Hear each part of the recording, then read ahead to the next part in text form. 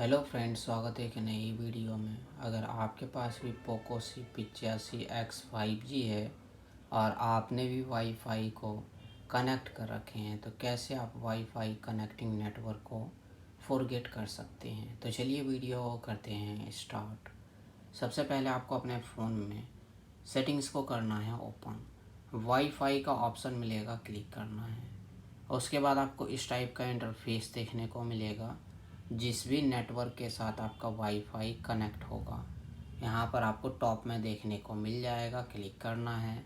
और उसके बाद आपको ऊपर की तरफ स्क्रॉल करना है, फॉरगेट नेटवर्क पर क्लिक करेंगे, ओके पर क्लिक करेंगे।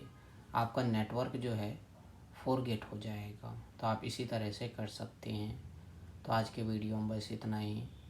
और हमारे वीडियो देखने के लिए share, subscribe, like, bell icon के बटन ज़रूर दबा दें ताकि आने वाले वीडियो का नोटिफिकेशन आपको मिलता रहे। मिलते हैं नेक्स्ट वीडियो में एक नई टॉपिक के साथ। तब तक के लिए नमस्कार।